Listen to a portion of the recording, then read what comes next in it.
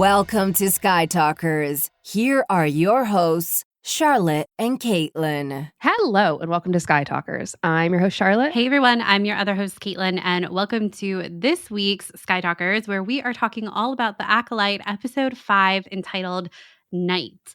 And boy, oh boy, was this a big episode. A lot of things happened. I think you tweeted this morning. I'm just going to steal it. I have a Star Wars hangover from last night's episode. So amazing. I knew this was going to deliver. Our friends Alex and Molly at Star Wars Explained told us that Leslye Headland told them that episode 5 was their favorite. I remember commenting being like, episode 5 has a vibe in a lot of Star Wars TV shows, the Ahsoka episodes, the Mandalorian episode of Book of Boba Fett. There's always something really special about this number. And this one is no different. It was so good. It was so good. I feel like we have so much to unpack. It was really, really good. Before we start, though, everyone should know it is Charlotte's birthday. So she basically got a new Acolyte on her birthday last night. Well, the day before. But we're recording and talking about it today, which is very exciting. So happy birthday. Thank you. Have we ever recorded on a birthday before? I'm sure we have. I know that I watched New Visions on my birthday before. With the screener, Yeah, though. it was with screeners, but that's like the last time I remember having like new. No, we've definitely had new Star Wars on our birthdays. I've watched a Bad Batch Yeah, episode. I was going to say, you definitely have. But I don't think we've recorded on a birthday before. Wow, that's crazy, actually. It's very special. This episode is so good that I'm like really happy to be talking about it on my birthday. You know what I mean? Mm-hmm. If it was a dud, which it never is, I would have been like, oh, darn. It was a dud. But I feel like this was made for me in this weird way. Yeah, so I'm very happy. It absolutely was. So happy birthday. And I guess exciting that we get to celebrate by recording. And we're actually we're gonna be together tomorrow, which is really exciting too. So we'll get to do a little bit of a little belated celebration too. So it's basically just a birthday week. Birthday week. Ew. Yes. Night was directed by Alex Garcia Lopez, written by Claire Keichel and Cora Donna, the same people as last week's Day. Aired on June 25th. It's June 26th today. So obviously we really loved it, right? Yeah. Any other immediate thoughts? No, that's like the biggest immediate thought. I will say, so we have a lot of quotes in our episode notes from an article that was published by EW today, talking all about this episode. So we have a lot of quotes pulled from that article, but definitely encourage you to go and read the full thing. It's long. It talks a lot about episode 5 specifically and kind of everything that was going on and leading up to all of the reveals and bloodshed and a couple of hints at maybe at what's coming down the line. So it was really great to hear from Leslye and some of the cast directly about what we've seen so far in The Acolyte. So we'll be talking about it, but definitely go and read the full thing if you've got time. I'll link it, of course, in the show notes. So definitely read it. It was so enlightening. We have kind of our big takeaways. So maybe we just split those into chunks and start going. I think we should. Yeah. So our big takeaways, we've got the mask reveal. We've got a lot of deaths. We've got a classic twin switcheroo. And we've still got some stuff to talk about with the Jedi and Master Soul and everyone. So since it's your birthday, which of the big takeaways do you want to talk about first? I think we have to talk about the many deaths first. And many deaths. And there were many. Okay, so I was shook to my core. This was Star Wars Red Wedding. Really was. I was screaming at my TV. I don't know what I expected. I did expect there to be some sacrifices very soon. I think the entire trajectory of an episode called Day and then an episode called Night, things are going to change, and I think we were leading to complete darkness with the fact that Kilnaka was so brutally murdered in the last episode, right? We didn't even see that, though. That we didn't see. Not even a blip on the brutality radar here. I feel like it is, though, because the wound was surprising. Well, and in the article, Jonas talks about how he's actually in the costume sitting there, and that it was actually quite difficult, the position that he's in. And of course, he's in this massive, heavy suit suit, and it was really uncomfortable. Wow. Yeah. I love that he was like, it was quite uncomfortable. Right. I'm like, yeah. Yeah. I think he even says in the article that he could only last about 5 minutes for a shot, and then he would have to move. Oh. Poor guy. Anyway, I feel like when the sun immediately set it in the last episode, when the sun immediately set in the last episode, I think we knew things were going to turn on its head. And I also think that we knew that they were going to be all those random semi-nameless Jedi that came with them. We all knew that they were fodder, and they died right away. And when they died right away, I was like, hold up. We're 2 minutes in. We're 2 minutes in. We have a long ways to go. And then when Daphne Keane was fighting, I was like, okay, this is so awesome. She's so good. The lightsaber fights, the choreography was out of this world in this episode. Okay. But when we were spending so much time with her, I was like, it's giving Qui-Gon. It's giving we're highlighting the mastery before she dies. And then same with Yord. No. I can't believe Yord's dead. Yord Horde is no more. I just it's just wow. The fact that he dies after disobeying his rules and an order is just wild to me. And God, it was brutal. God, I don't even know. It was how else to say it. It was so alarming. I totally echo your thoughts. The red shirts in the beginning, I was like, well, I never knew you, but Godspeed, like rest in peace. Yeah. And then when we have the whole sequence with Jackie, I still had hope. But then when she started going against the master, maybe we should call him the stranger, because the subtitles call him the stranger, and then in the EW article, Manny and Leslye both refer to him, I think everyone does, as the stranger. So I think we can probably feel safe calling him that for now. I know we had some discussion last week about calling him the master even. So it feels like the stranger is the title we should be giving to him right now. But sorry. What their fight really reminded me of is back when Star Wars Rebels, one of the animated shows, was airing, Darth Vader came about in that show. And he was fighting the two Jedi and Padawan in that show, Kanan and Ezra. Ezra being the Padawan and Kanan being the master. And Dave Filoni, who's the creator of that show, he went on to talk about how you have to be really careful when you bring in someone like Darth Vader into a show, or someone who has just a huge amount of power and skill and capability, because when you put them up against someone like Kanan and Ezra, who is a Padawan, it shouldn't really be too much of a fight, because, someone like Darth Vader is the end all be all of Sith Lords, right? So while they can kind of hold their own, it should be clear that Vader is kind of toying with them and that they really don't stand a chance. And I was really reminded of that conversation when watching Night and seeing Jackie and even all the other Jedi going up against the stranger, because he's shown how capable he is, and how even before the mask reveal of how skilled he is. So for her to even hold her own a little bit shows just how skillful she was. But the fact that he left her alive a couple of times throughout the episode before not leaving her alive, I thought, like I said, it really reminded me of that conversation that Dave Filoni had about, Darth Vader in a show like Rebels, and that you need to make it clear that your big bad actually is the big bad. And I think having him go through with, killing people like Jackie and Yord also really hammers that home. And Leslye does talk about this in the article about how, we actually did bring in all these nameless Jedi to make you think your faves were safe.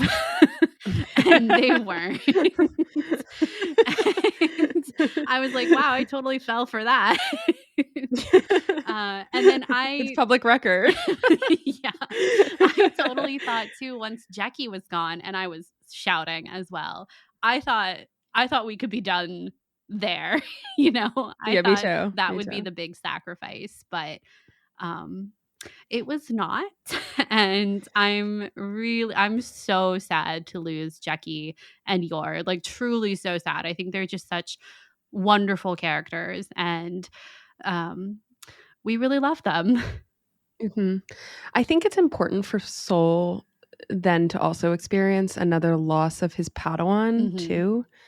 And I think that'll probably be further explored, but he already feels such a sense of guilt around the Mae and Osha situation that he is ultimately so he has already experienced the loss of not being able to save Mae. So we assume, right? Not being able to save Mae all those years ago during the fire, right? Then we also experience, he has also experienced the loss of Osha leaving the Jedi Order, which we still don't know why that happened and what caused her to leave, right? To the point where Jackie observes him looking at old hollows of his former Padawan. So now we have a master who has technically lost a Padawan twice. And by the end of this episode, then we have the fact that Soul is with Mae, but thinks it's Osha. We have more to say about that, but a switcheroo again. There's another loss, I guess, of Osha for Soul. So I think it's important for Soul to leave this arena from this episode knowing that, or just having experienced basically 3 separate losses.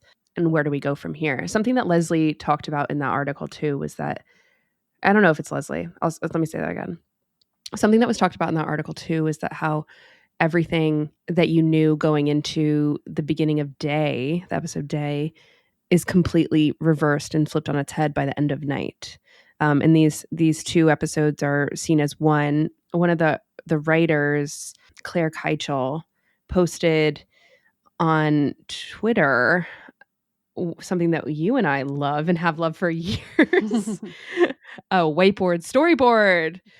The whiteboards at Lucasfilm, in the Lucasfilm offices, are infamous. If you don't know, they do a ton. They're in like all the conference rooms, and people do storyboards on them all the time, and different creators have shared notes from these whiteboards. And famously, Dave Filoni used to do like huge concept art drawings on these whiteboards as well. And I remember there's a particular story, I don't know which Lucasfilm office it's in, but it's of a scene from Star Wars Rebels that he draws on the whiteboard, and everyone, like, no one could bring themselves to finally erase it because it was in a conference room that has to get used. And he just like put it up there one day, and then everyone else was like, well, I'm not going to be the one that erases that. That's art. That's art. But getting whiteboard pictures is so exciting. Yes, it's extremely exciting. And she had posted basically episode 104 to 105 in a V, the daylight descending into the, what it says at the end of episode 4, which is it's a trap, and then you go back into the nighttime turning into dawn. And I think that it's very clear that the story arc that these 2 episodes, when put together, are on, it's very much a journey, I guess, that we start off with the twins separated, and then we end off with the twins separated, but having gone through something together that fundamentally changes them and changes everyone who went into it. Yeah, it's kind of insane, especially once we get to the end of the episode and daylight is breaking again, when we have that conversation between Osha and Mae at the very end of Night, which is coincidentally dawn. Daylight is breaking. Yeah, on the whiteboard it says ticking clock, sunlight hours. Yeah, you definitely feel a ticking clock, and just sort of metaphorically, not in real life. There definitely is a horror element here at play. And a while back, Leslye said that there's an Alien episode and a Predator episode. And I feel like this was a Predator episode, but I think you could also argue that it's an Alien episode, or both these 2 are the same. I don't know if I'm even categorizing that right, but definitely there was a nonstop action vibe about it that was scary, and my heart was beating so fast, and I did feel this ticking clock that was written on this whiteboard about the stakes were so high. And she also wrote on the whiteboard trials in day versus trials in dark, and I think you can really zero in on Mae and Osha there. The trials that Mae faces in the day are completely different than the trials that she faces in the dark. The choices that she makes by the end of Night are completely different from the Mae that we saw talking things out with Chimere about like turning herself into the Jedi. That doesn't happen. And instead she turns herself into the Jedi in a different way. And it's completely different, but it's also the same. And I am just really interested in that. Yeah, they talk about in the article that everyone's motivations have shifted by the end of night, by the end of this little 2-episode arc. And I think that's totally true. Everyone is in a different place, in a different position. Everyone has new knowledge that they're going to be taking with them moving forward. So I think we should move into the big piece of knowledge we all gained, which was who is our Darksider, the stranger. And it is, of course, Chimere. And so excited about this. It's very exciting. The reveal, the fact that it was Jackie who was able to get that mask off of Chimere, off of the stranger, I think, again, it's just a good, I don't know, it feels good that even though she had to die, she was able to be the one that unveiled him. And I almost thought they were going to trick us because the way it's shot, right, the helmet falls, but then we see his legs and we see Jackie die. And I almost thought we weren't going to get that reveal quite yet, but we did. And it was everything. It was so good. Manny did such an incredible job at switching into the stranger. And when Mae finally, realizes who it is and he says hello in the Chimere voice. Oh, it was so eerie. And Leslye uses this word to talk about the stranger in the article. She says that they were using words like uncanny and unsettling when talking about the stranger, and that for the Jedi, it's not necessarily a fear. It's this uncanniness about the stranger and this unsettling nature. The way they talked about him last week too, of what is that? I think Osha asks Yord this week too, what is that? And it's this unsettling nature, and even like the design of the smile on his mask, it's very uncanny and eerie and creepy, but not in the same way as scared and fearful, if you know what I mean. It's interesting because I think we're hitting on something that they sort of dehuman the stranger in the episode Day. Sorry to interrupt, but especially because the design doesn't have like eyes. Totally. And then it's sort of flipped on its head, though, when a devastating line that happens about when Jackie dies and Soul is Jackie, and then the stranger goes, was that its name? I mean, gagged.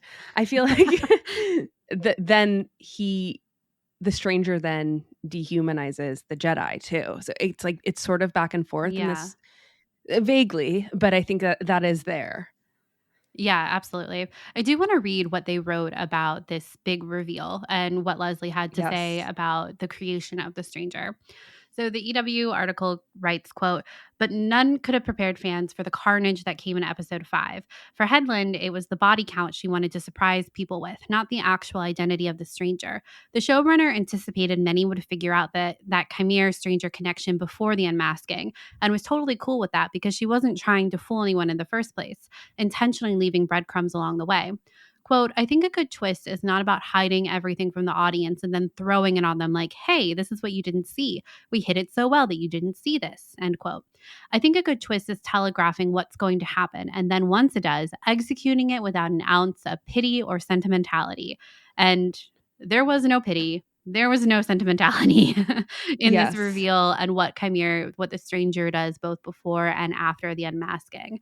She also talks about how the stranger was loosely based on the character the drunken cat from the 1966 Hong Kong film Come Drink With Me. And it's kind of a similar setup of someone in hiding in disguise who ends up being the person they're looking for, or the person with great skill that no one saw coming. And a very brief summary is a seemingly inebriated goofball concerned only with finding his next beverage and occasionally breaking into song. Drunken Cat is later revealed to be a powerful Shaolin master who takes down a group of hostage-holding bandits. However, Headland wanted to flip the script, making her ruse character a force of evil. Once she started fleshing out her villain in hiding, Manny immediately came up for me as the perfect person to do this, she says. And I looked a little bit into the film, and number one, it looks like a really, really cool film with a female lead, actually, who's like I don't know if this is appropriate, but like the Kung Fu master. And anyway, it looks like a really great film, but the character of Drunken Cat is the one that everyone is kind of counting out or not even counting at all. And then he turns out to be the way it's described is almost like he's kind of like a Robin Hood in disguise, which obviously that's not what happens here with the stranger. It's the complete opposite. But I do like that there's this connection to this older film, and I've only watched the trailer so far, but I do want to watch the film and actually see if there are any more connections that we can make between the stranger and Drunken Cat. I've actually seen this movie. Oh, really? It's really good. Yeah, I watched it for my Chinese film class that I took in college, and it's been a while. Yeah. It's been a really long time. But yeah, the takeaway from it isn't that the character is a baddie. Yeah. It's the opposite. So anyway, I think the Kung Fu influence was definitely there, by the way, especially with that hand-on-hand combat that you see between Chimera and Soul, which is so good. So good. Incredible. And I also think that there is an emphasis, and I think it's purposeful to, while I know that they filmed on location for these sets of episodes and a lot of the series, it's very clear to me that this was filmed on a set. And if it wasn't, I'm pretty surprised, but I think it was filmed on a set. And I think this like enclosed nature of them in the forest was really real to me, but also made me feel like I was on a set. And I think that's fine because I think it was done in the spirit of Kung Fu. Does that make sense? Yeah, I think so. It does feel like, especially the fights between the stranger and Soul, they're in this kind of clearing in the trees, which does feel a little bit more soundstage, but in the sense that they would need to have a lot of room to be able to be doing all of these moves and fight choreography. Yeah, and I think there's something also there that I wanted to touch on, and I don't really have an answer for this at all, but last episode there were a lot of Mae and Osha falling into, like, tripping over things and falling into the spores and like mushroom like things. Yeah. That to me indicates the alien reference that Leslye had made previously, but it didn't really come into play here, except for, I think the only thing that I could think of is that by them falling into these spores and kicking up this red dust that feels otherworldly and sort of magical in this weird way. Like there's it's fairy tale-esque to me, where one of the first shots in this episode it's clearly, I think, digitally done, but it was purposeful, right? Where the dust or the spores are the top layer on top of the screen falling on Mae and Osha.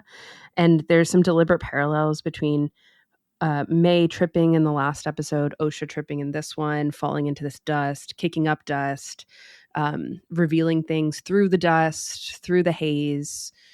And I think what I'm trying to get at is with the spores, with the dust, with the magic dust, things like that. if that is the case, I think that only adds to the layer of everything being flipped on its head in this episode Night, where there's sort of a psychedelic, like, oh my God, I can't believe this is happening effect to it.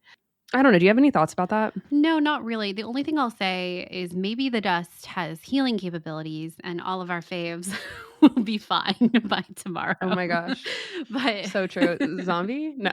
No. Perfectly fine. Your zombie would be kind of hilarious, though. I'll be honest. Jackie would make a great zombie. She'd be so on it. No zombies. I think this is not happening. I don't think so either. I'm just making a joke. But I was thinking about this while I was watching, because it does seem it's almost like patches of this red dust that we've seen throughout these past 2 weeks now. And I kept wondering if there was going to be something more with that.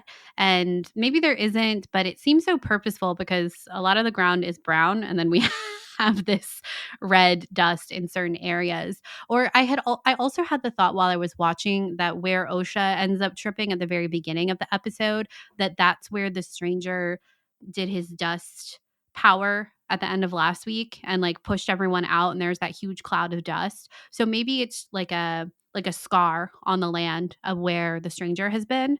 in some way. That was another thought I had. But no, I don't. I also don't have an answer, and I wonder if something will come back up with that, or it is just supposed to kind of be a visual cue of what's happening in the episode. Yeah, just when you said a scar on where the stranger had been reminded me of Crate in The Last Jedi with the red dust on the ground. Yeah. That indicated a presence. So maybe that's what they're getting at, but I'm just going to put a pin in that.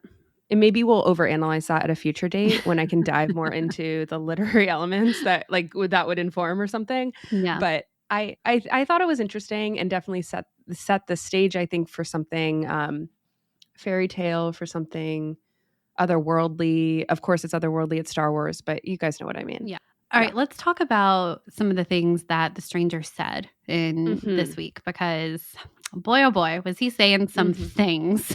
Oh, he was saying things, but I was looking at those arms. So when the mask came off, I was like, hello. I was literally like, we have arrived. We're so back. We are so back. And don't worry, we'll be talking more about that for the rest of eternity. Because man, oh man, when he had Osha in the headlock, I was like, that's serious. Mae in the headlock. I was like, that's serious. I'm rooting for you, but also please don't move the camera.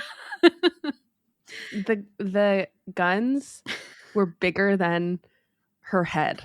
I was like, Manny, I didn't realize your game. Like, I literally was not aware of your game. You were wearing all these ponchos. Had no idea. And I think he's so hot already. That's the thing. Me too. And $1 million smile, like, honestly, cute as a button in a lot of instances. And then suddenly tired. That's the duality, man. And that's the Hayden Christensen effect, gotta say. That Canadian juice. Like, that's what this is. The Canadian air. Thank God. We're so bad. We are so back. We're so back. We're so down bad. Even more than we thought previously. So anyway, just had to get that. I'm surprised that we're 30 minutes into the episode and we've only I was restraining myself. That's why I was like, we got to start with everyone being dead and then we'll go or else we will be derailed. That's probably that was a good call. Let's be serious though, because he said some serious things. Yes. So after he has killed Jackie, this was one of the first things he said, and I screamed. And I was like, wow, we're in for a ride with the stranger. So Jackie is killed, and Soul says, she was a child. And the stranger says, you brought her here. And that was just such a mic drop moment. And we've been talking about this throughout all of Skytalkers, but especially in the Acolyte, of the role of the Jedi and what they do. And this is something they talk a lot about with Ahsoka, actually. I feel like we talk a lot about Ahsoka in our coverage of the Acolyte so far, but just how young she was. And in the show, the live action show that came out last year, that was something too that they referenced a lot in her flashback scenes, of wanting to remind the audience just how young a character like Ahsoka was when this started, and that the Jedi are pulling these teenagers into war to be literal generals in war as a 16-year-old. And sometimes it's easy to forget that. And this reminder from the stranger here, Soul is incredulous. How could you do this? How could you kill this child? Like, she was so young. And the stranger is right. Like, what do you mean? You brought her here to a place to combat other people, to arrest people, to arrest Mae, to find out what happened with Kelnaka. You brought her here. Don't put this on me. You brought a child into a battlefield, essentially. And man, like I said, total mic drop moment, I thought. Yeah. It also, I think, to what we were saying earlier, underscores that Soul maybe does have something to feel guilty about, right? And that really just pokes another, I guess, it's just another stab reminder in the heart for Soul. Yeah. That really was a mic drop moment. I was shook throughout the entire episode. Me too. But I think there's something that Manny does so well in these line deliveries, which there's just an air of simplicity, but then also a lot of the exposition that he delivers, and there is a lot of it, honestly. It is sort of artful and hypnotizing in a lot of ways. And this line delivery was particularly simple and different from the way that he has delivered other lines. And it really hit home. Yeah, I agree. I think it goes back to that feeling of uncanniness, unsettling that Leslye was talking about with his character. Yes. Yes. I think one of the things I'm tracking with this show, and it's certainly something we've already discussed here before, but is what is Leslye Headland trying to say about the Jedi and the Sith as a conflict, or the dark side and the light side in conflict with this show? What is her commentary on it? What is she pulling at? What is she building upon?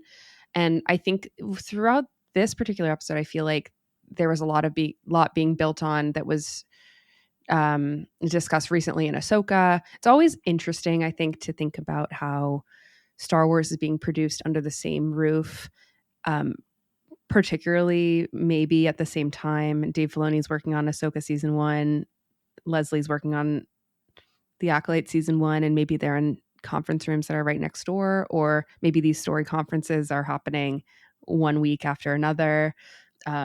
And Dave is obviously present in both of those. One, because Ahsoka is his show. Two, because he's the chief creative officer now.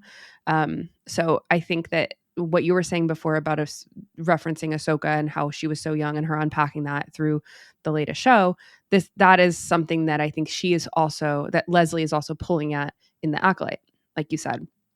But I think what Leslye is really also pushing here is the idea that perhaps, maybe or maybe not, the Jedi shouldn't be the sole keeper of good and evil. I think that came up with the witches, and how the witches want to be able to practice their magic and pull the thread on their own, and that the Jedi shouldn't be the cops of that power that they were likely born into. And then I think the other thing that Leslye is pulling at is a commentary on whether or not the Jedi should or should not haphazardly take children to be trained in the arts of a Jedi. I think this is right in the DNA of Star Wars, and has been since the prequels, honestly, and actually probably since Empire Strikes Back too, when Yoda says he's too old to train to Luke. So I think ever since the prequels, when Anakin was too old, but then also had this love for his mother and carried love for his family, that was both his undoing and also the reason why he was able to come back to the light side too. I'm rambling a bit here, but I do think that Leslye is weaving a commentary on that, and I think I'm just curious to see where it's going to go, because I do think ultimately it is crazy that we have children wielding weapons, right? Yeah. And I think then the answer to that is the fact that in this particular show, we hear Jackie say, you get the lightsaber when you're old enough, when you've trained enough, Torben, right? You have the practice ones. Yeah. It's Torben. Is it Torben? It is Torben in the first flashback. Yeah. All right. Thanks so much. You get it. You're not born with a weapon in your hand, right? Yeah. But I guess I'm just trying to say, if that is something that obviously the stranger is commenting on, this like inability to have quote unquote freedom to wield his power, right? Why are the Jedi the keepers of that? And is it because their philosophy is the best one? And I think the show, or the Star Wars franchise as a whole, has led us to always root for the Jedi and want that to be true. But of course, these systems, I think, and you deal with that in real life too, these systems of power that you believe in should always be questions for their methodology, especially when they've stood the test of time for years and years and years. So I don't know. I think that it'll be really curious to see what comes out of the conversations that Mae in disguise has with Soul. Will Soul know it's Mae after this twin switcheroo, right? Because personally for me, something I found interesting in that EW article is that Leslye said that now we're moving into this next exploration of the relationship between Soul and Osha and Sol and Mae, and we're exploring a father-daughter relationship when the first half of the series perhaps was a sister relationship that we were really laying the groundwork for. And because of that, I think that will bring about a lot of conversations about attachments and being too old and or too young. We always talk about things being, are they too old to train? But what about, are they too young to go? Yeah. And I think that's the flip side of the conversation that no one ever has. And I think this is the first time this show is perhaps interrogating that. Or Star Wars is interrogating that in a bigger way. I think in Ahsoka it was a little loose, could have been a little bit more hammered home, but this feels more direct, and I'm curious to see where it goes. I'm sorry I took us in a direction away from the Chimera quotes, but I felt like I had to say that. No, I think it's good. I think it's a good question to ask throughout of what is someone like a creator like Leslye Headland trying to say? What is the questions that they're asking? And I think what you said about that an institution like the Jedi should be questioned, I think is the takeaway ultimately. And I don't think that any one story or any one generation within our timeline of Star Wars is going to answer that question, because the institution itself is so massive, especially at a time like this in the High Republic era of literally there are thousands of Jedi. It's much larger than what we even see in the prequel era. And so I think having characters like the Stranger that are challenging that and questioning that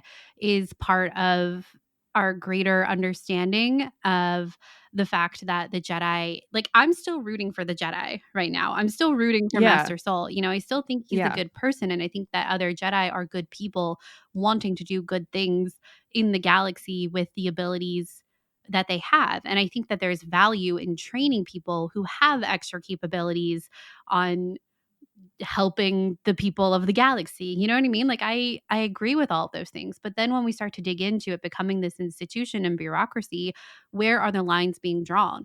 And Lee Jung-jae actually kind of touches on this, I think, a little bit when he's talking in the article about like his character overall so far. And let me find the quote real fast. All right, here it is. It's kind of talking about how there's still some things we don't know about what has happened to Sol in the past. And so the article says, quote, those choices have plainly haunted Sol.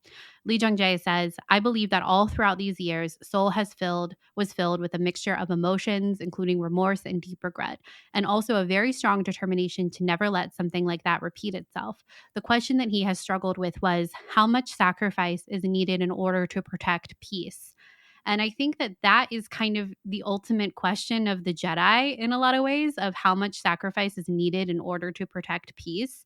Because even this week, Sol had the opportunity to kill the Stranger, to put an end to all of it.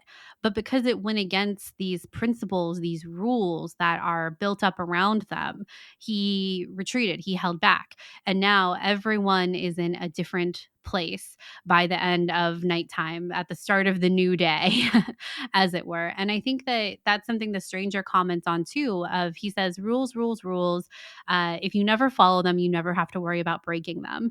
And I thought that was such a great line as well, you know, because we had a character like Yord who is so bound by rules, and someone like Sol who kind of seems to waffle a little bit more. But ultimately, when it came down to it, he was like, yeah, I can't fight you without a weapon, an unarmed person. And it's like, this guy just has murdered so many of your people. Like, this is the time for principle. And maybe it is, and maybe it isn't. But I think that that's something the show is, like you said, trying to ask us about the Jedi and what their role is in the galaxy and the good and the bad parts of it. And the flip side of that, too, is a character like the Stranger. And I think this will bring us into talking more about Manny and his arms, I think, and overall that idea. But I think that this is something we talked a ton about with characters like Rey and Kylo in the sequel trilogy, of the darkness and the light, the dark side and the light side, and how you cannot separate them from each other. And that ultimately leads to even more destructive paths, even for people on the light side, which is what happened to the Jedi, where they squashed down the dark side so much that they became entrenched in it and didn't even realize it. And that the way that they went about things had so many so many flaws that we saw throughout the prequel trilogy and that we're seeing here in the Acolyte as well. And that was a conversation that I don't think came to any kind of conclusion by the end of the sequel trilogy. And so to be able to maybe see pieces of it here, when we have the stranger say something like, I've accepted my darkness, what have you done with yours? Because soul has darkness, and that's the truth. Everyone does. It's what you do with it. And a character like the stranger is obviously really leaning into it, but it doesn't change the fact that they all have that darkness.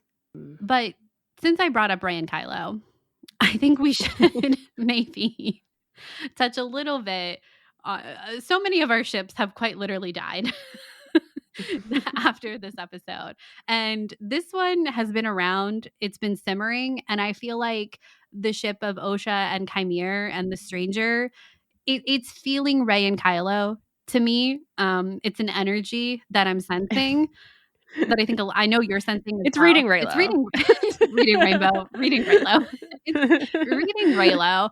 And like we've been saying all season, we're here. We're on the ship. We're very much on the ship right now. And I think that there are just some similarities between these two, even at the very end here of this person.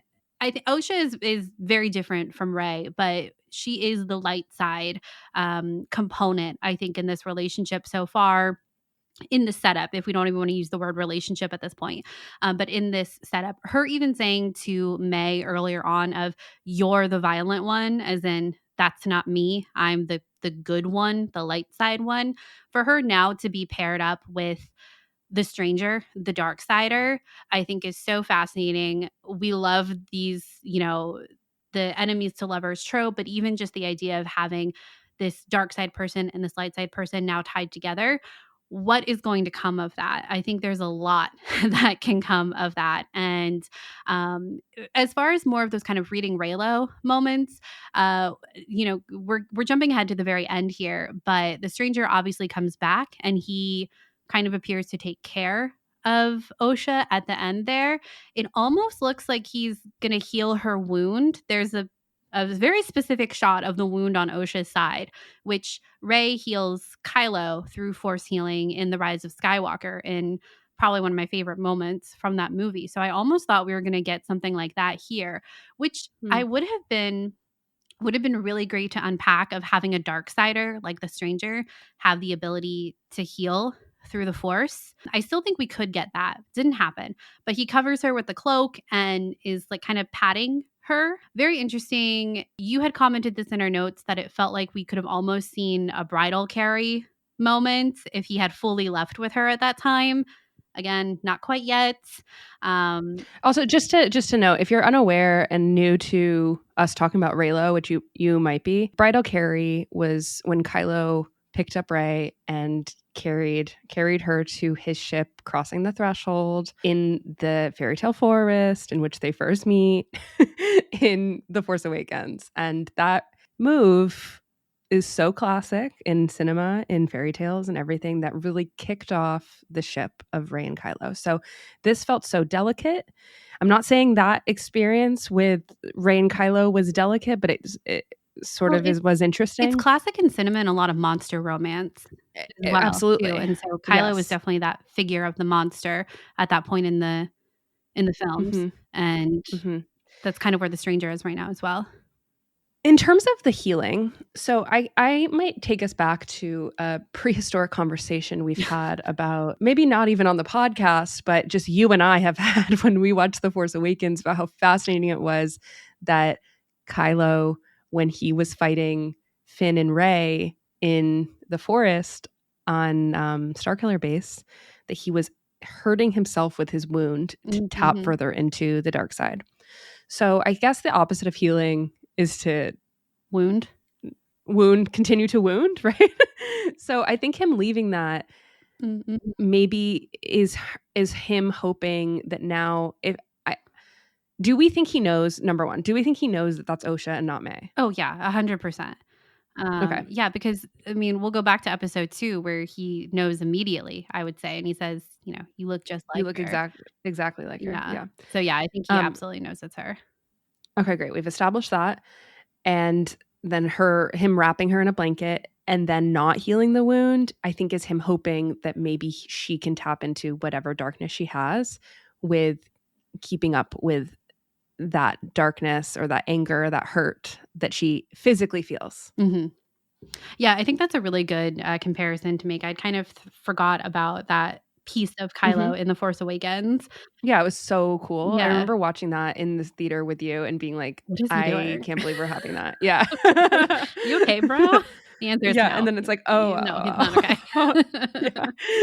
I just feel I'm so excited that we're getting to talk about Rey and Kylo and kind of bring back some of the symbolism in their relationship here. So even if it doesn't go anywhere, I think that there are these similarities between them. And I don't know, it feels like it's been a while since we've gotten to really talk about them on the show. So for that, I'm grateful just for that reason alone. Well, I think there's so many similarities already. Yeah. I'm ready to dive in on a crazy theory. Go, you start. Go. Maybe it's not that crazy. I don't know. I'm kind of like gaslighting myself about whether or not it's crazy. I don't think it seems like other people have picked up on it. So the fact that his helmet is very similar to a Kylo Ren helmet. In fact, it reminds me of some of that earlier design, some concept art for Kylo Ren. I need to go back into my Art of the Force Awakens book and just check that out. But I think this is like the scariest version of Kylo Ren's helmet, right? Like that's what we're getting with Chimere the Stranger's helmet. I think it's interesting his name is Chimere. It's spelled Qimir. Chimere. We pronounce it like that.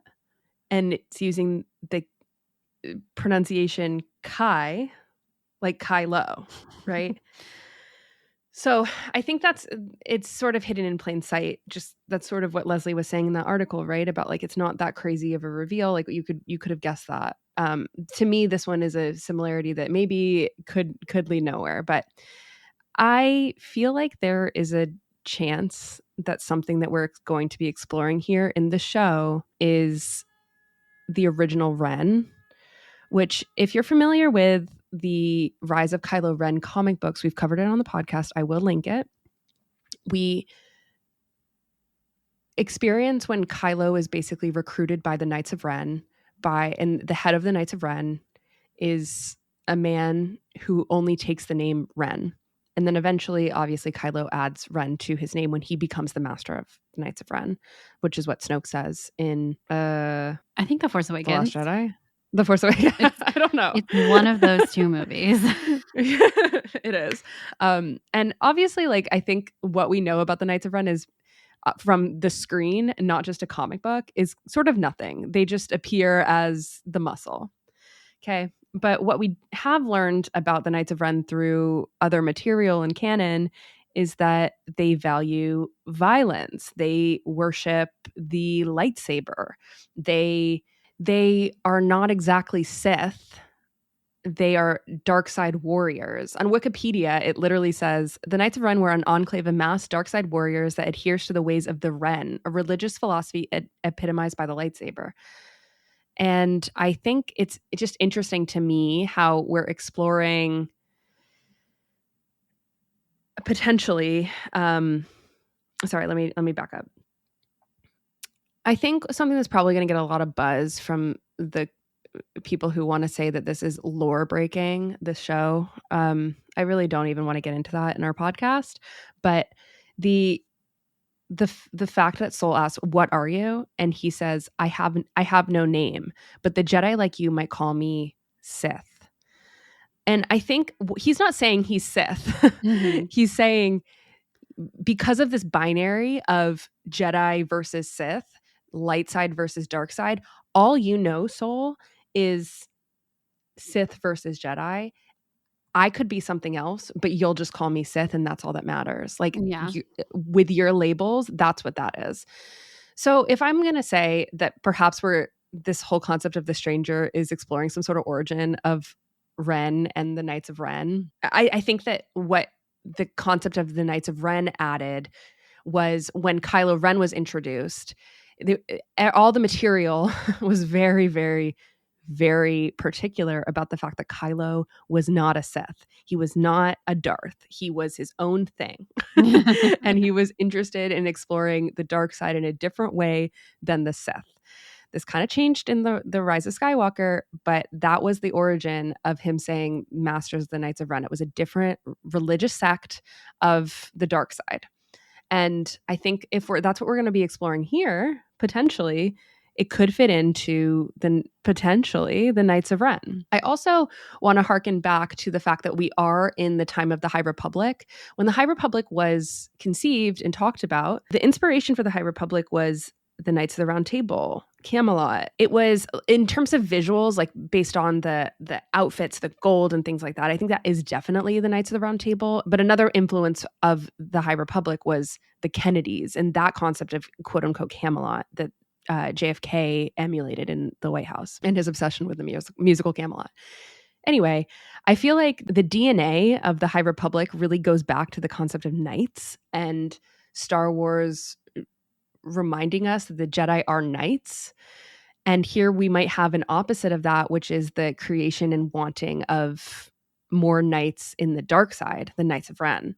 Also, just a little thing, you can hear the Kylo Ren theme in the show at the very end when he's putting the blanket on her, and then it also plays in the credits. So I don't really know what to do with that beyond make these comparisons. I mean, just true. I didn't hear it the first time I watched the episode. I was still so like on the edge of my seat about what was going to happen next. And the second time I watched it, it was like, in 2024, it's undeniable. No, it really is. It really is. Because I was listening earlier on for it, and then I was like, oh, that kind of sounds like it. But then they actually play part of the motif, and I was like, oh, there it is. It should be noted that they did play part of this motif in The Mandalorian, and that was just sort of, I think it was written off as an accident. But I don't think it's an accident here. I really don't. There's too many similarities. So loud. It really is so loud. It's the other thing so loud and so singular. They like complete the whole motif. Yes.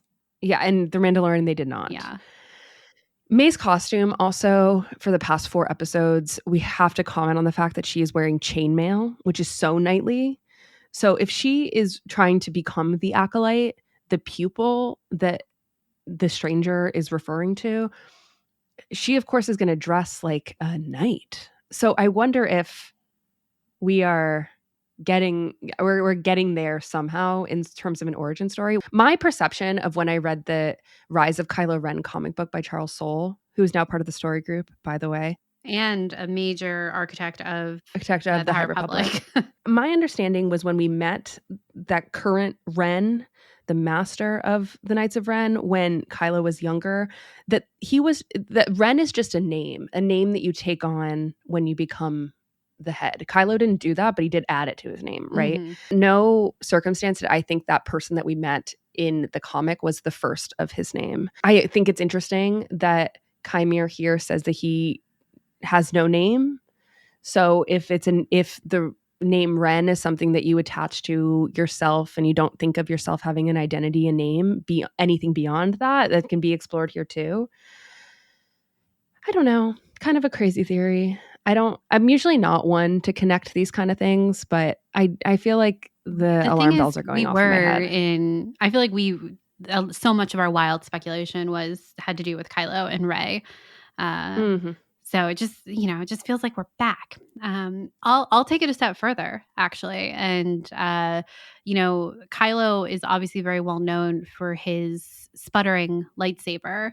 And we get a couple instances of the stranger cutting other people's lightsabers, and the lightsabers, kind of having to almost like jump starting a car, and they sputter back to life in a texture, I guess, in a visual way that definitely reminded me of Kylo's lightsaber. And that was just on other Jedi. So that's really drawing some strings and some connection lines that may or may not be that strong there. But visually, it's what I was thinking of. And so I think when you have something like that, you have a character whose mask is kind of similar to something Kylo wore. And even you could put in the lineup of the other Knights of Ren that we see in The Rise of Skywalker, and the Stranger's mask would fit into that group visually as well. We've got his theme playing at the very end of the episode, and now we've paired him with this quote unquote light side girl in Osha.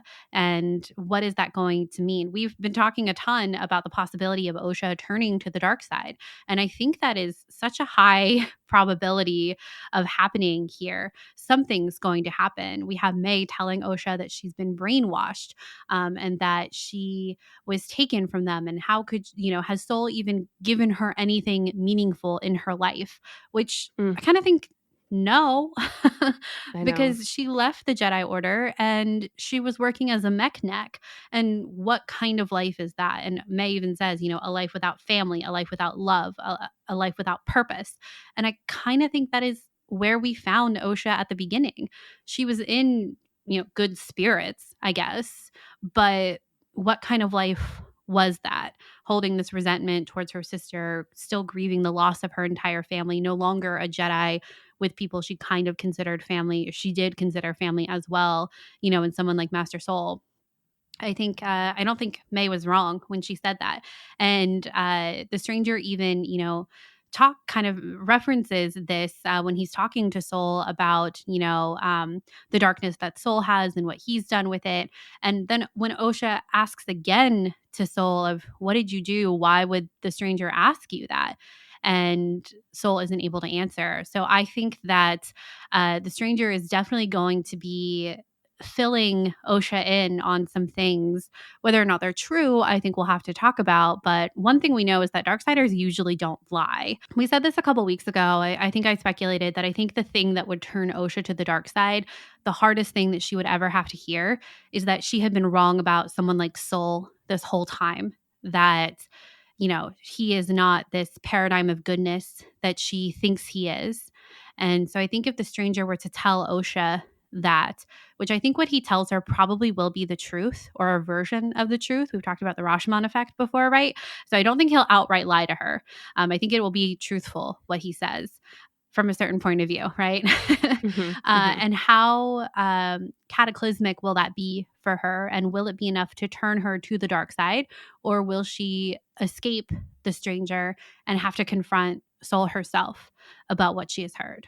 I think what will happen next with the twin switcheroo is the fact that now that Mae is with Soul, there's this quote from Leslye in the EW article. Mae says, "They've brainwashed you," Headland notes. "Part of her mission is not just to finish her kill list. Now that her sister's alive, part of her mission is to prove how the Jedi, especially Soul, are not what Osha thinks they are." And honestly, I kind of feel like Mae might have the revelation that the Jedi are what Osha thinks they are, and that they are good people, flawed people, but with good intentions and good at heart and selfless, or trying to be selfless every single day. And I feel like that's what Mae's revelation might be. And it might be very hard for her to try to kill the last one on her list. And then the opposite of that would be Osha waking up and realizing that she's with the Stranger, feeling uncomfortable by that, and then being like, oh, maybe this is actually where I'm meant to be. I think there's a lot there that we don't know about Osha, especially at the time that she left the Jedi. So I think we'll be pulling at those conflicts too, about why Osha left the Jedi on her own accord. So obviously she has some discord there around that probably the Stranger will exploit or talk to her about, and we'll learn more about that there. But I find this really fascinating, and that's the direction that we're probably going to go in. It might change completely, but I just want to also note, sort of as a side note, Leslye Headland said, and I'm paraphrasing here because I do not have it in front of me, she said, "Whatever you think the show is, it's not." So I don't know what that means. I think I'm using that to defend my crazy Knights of Ren theory, but I feel like I don't know what we're going to get. Like, I don't know what that means, because I feel like I just said something that's pretty self-explanatory or expected about this twin switcheroo. Maybe not. Maybe we're going to go in a different direction, and I'm very excited to see. I think it could be interesting. I know that Leslye has said that this season ends in a satisfying place, that it's not going to be left on a cliffhanger. because they don't know about a season 2 or something like that at this point. So it's not going to be left too open-ended. But I do wonder, what does open-ended really mean? Like when you were talking about Mae and Osha and the revelations they're going to have now that Osha is with the stranger and Mae is with Soul, I was like, can they both ever be on the same side? If we look at characters like Rey and Kylo, who were a dyad in the Force, that they were meant to balance each other. And we had speculated a lot about Rey turning to the dark side in the sequel trilogy. And we get a glimpse of that actually in The Rise of Skywalker. We had talked a ton about what would happen if Kylo had entered into his redemption arc at the same time that Rey had turned to the dark side, and what would that mean for each other and like their relationship with each other and what the next steps were. So for Mae and Osha to kind of go through a similar thing, is there a place where they can be on the same quote unquote side of dark side or light side? And what if the season ended like very crazily with they have completely switched sides and they were not able to come to resolution with each other, but they came to a resolution for their next personal steps, and Osha stays with the stranger and they're now, it's the beginning of the Knights of Ren or something else like that. And now Mae is now training as a Jedi, even though she's however old she is now or something like that.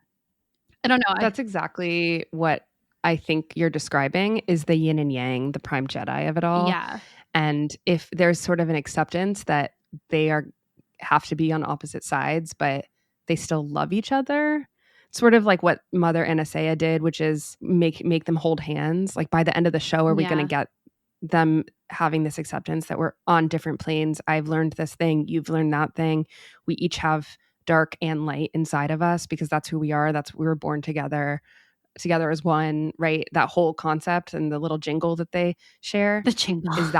Is that what they're the scary children's rhyme? A jingle. Yes, literally. I feel like there's going to be some sort of acceptance there. The thing about the Rey and Kylo ending is that what happened in the end, and which is why it's something that so many people are like question mark, is because of what we're talking about here, where it's like we felt like as a dyad, they should always remain together. And if Mae and Osha are also a dyad, remain together isn't the right word. Remain alive together. Be both active participants in the living in the cosmic force. And could Mae and Osha actually exemplify that better than what we have with Rey and Kylo at the end of Rise of Skywalker, where Ben Solo dies and Rey, like, she's without the dyad now, right? That doesn't really exemplify all the yin and yang imagery, which we've gotten. The entire concept of the balance, right? We have gotten so much more yin and yang imagery in the Acolyte than we ever did in the sequel trilogy. So it makes me feel like that's really what we're going towards. But I'm bracing myself for this acceptance of each other being on radical sides, but then also learning to love each other for each other's choices. It's like what Mother Anastasia said about, like, if you feel this way, I'm paraphrasing, you just pull the thread. Yeah, pull the thread if away from us. Exactly. But you guys are always going to be bound together forever. Yeah, I think there's also this untapped part of what can Mae and Osha do together as well.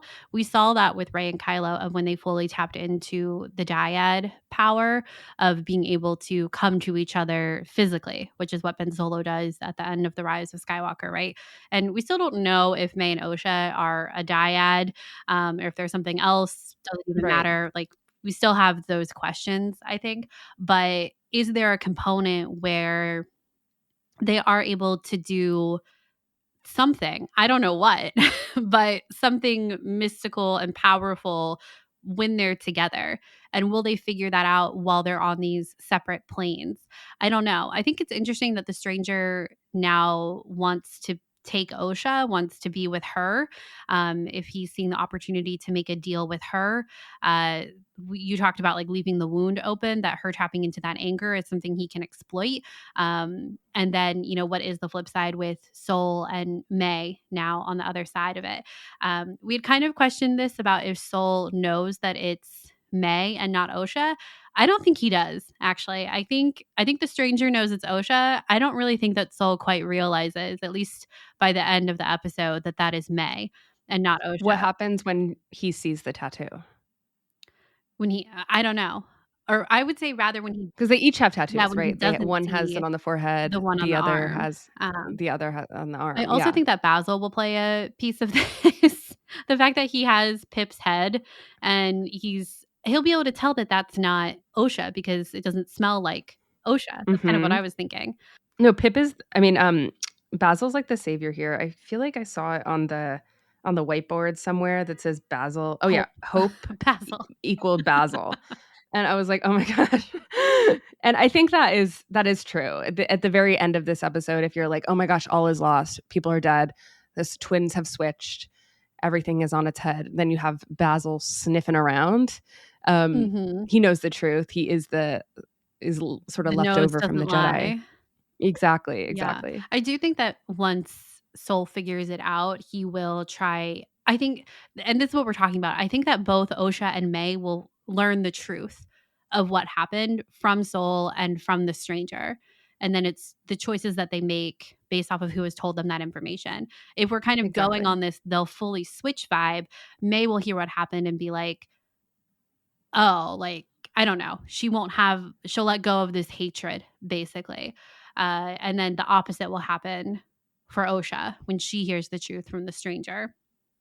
It's sort of interesting how I'm thinking in my head, okay, so what if that's not true? And where we have left off now, where Mae is with the Jedi, Osha is with the stranger. Okay. Maybe if that's not actually true, that's how we end the series. And it's actually the opposite, back to where we started in the very beginning. Okay. Mm-hmm. What if that was true? And it's an interesting how my thought process is like, ooh, I don't want Mae to go back to the stranger, but I'm like, okay with Osha being with the stranger. Right? Yeah. And I think it's because of what we have seen in the past couple episodes of how Chimere treats Mae and kind of thinks she's stupid, had no sense about the fact that Chimere was the stranger this whole time, the master, right? And in fact, she didn't even know. Yeah.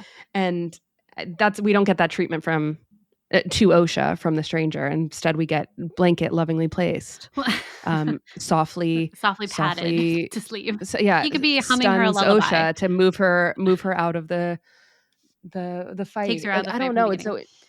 Yeah, it's interesting.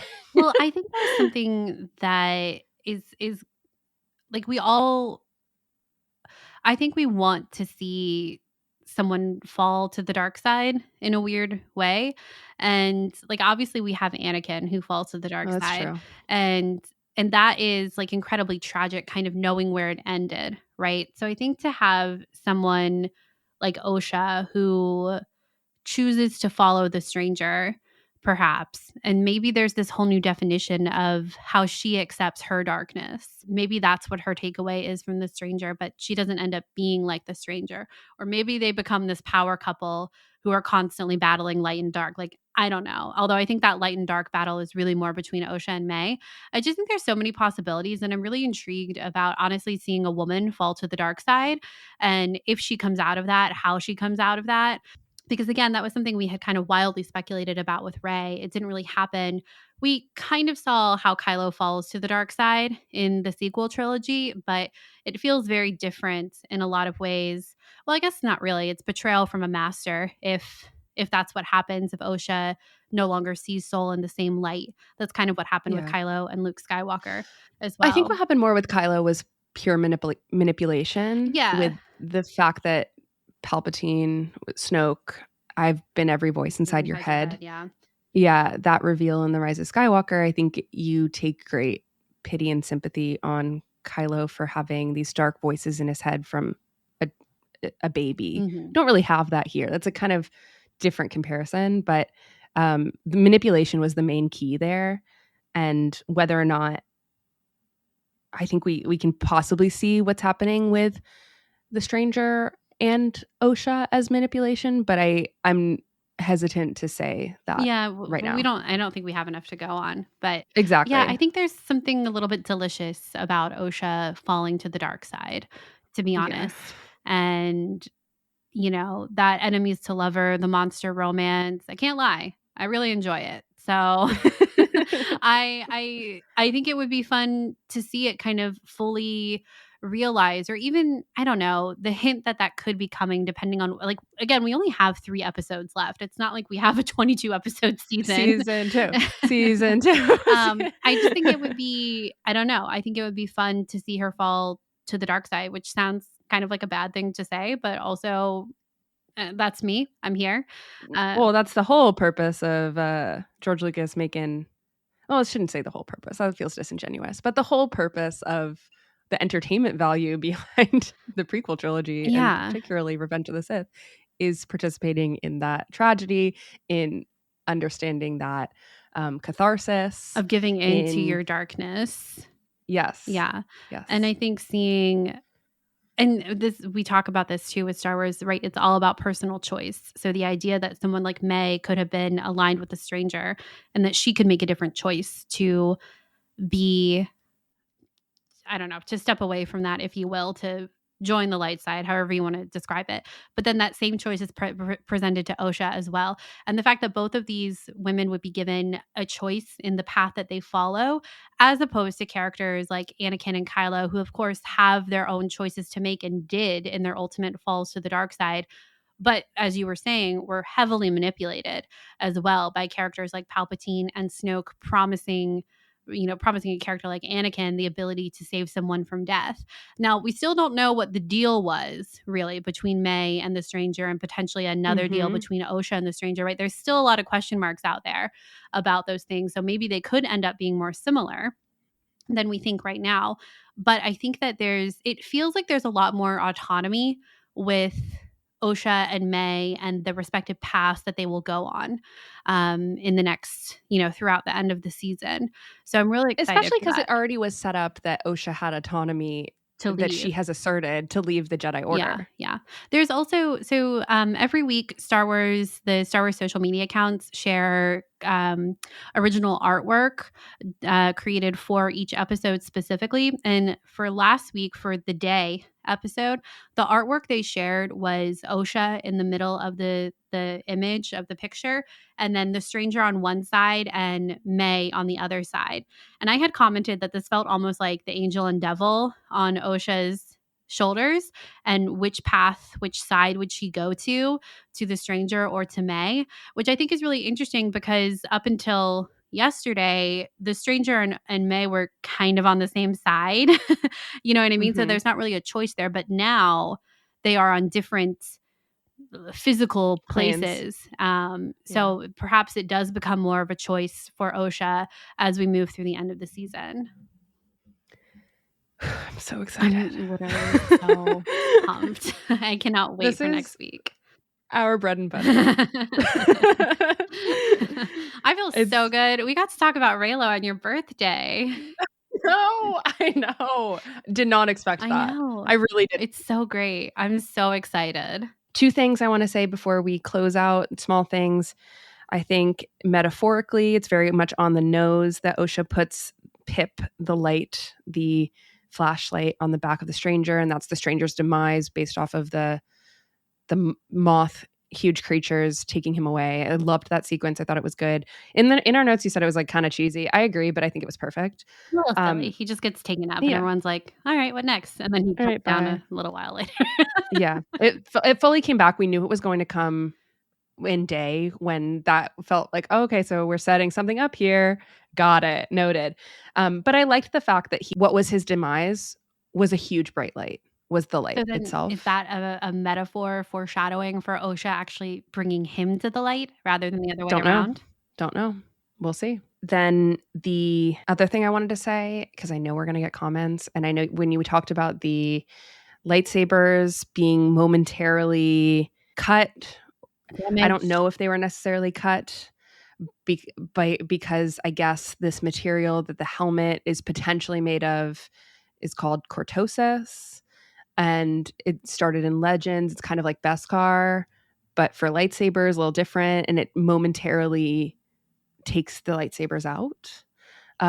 And it's really hard to cut through. Eventually you can cut through, unlike Beskar, but eventually you can cut through it. But it is a worthy opponent to a lightsaber. Yeah, a lot of people who are big fans of the EU were excited to I don't think it's been confirmed that the material that it has not is Cortosis. But it isn't. It is canon, by the way. It's while it started in Legends, I think it was in the Thrawn books. It's been in a lot of places, the Afro comics, stuff like that. So it's very much around in present canon, but it was introduced in Legends. Leslye is loving touching on Legends material. She's a huge Legends EU fan, so it totally tracks. So very cool inclusion to have it in here. And I don't know, maybe Osha will get her own Cortosis thing. Oh, that's cool. In the future. Yeah, I didn't think about that. That's neat. Yeah. All right. Well, is there anything else we want to talk about right now for Night, episode 5 of The Acolyte? I think I'm good.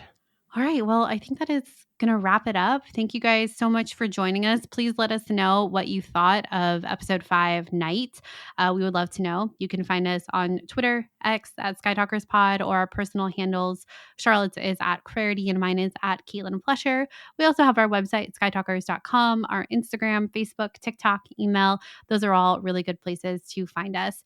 And if you have a couple seconds and would like to leave us a review on Apple Podcasts or Spotify, we would so appreciate it. You can consider it a birthday present to Charlotte since it's her birthday. We would love for you to leave us a review there or share in real time on your social media platform of choice that you're listening to Skytalkers.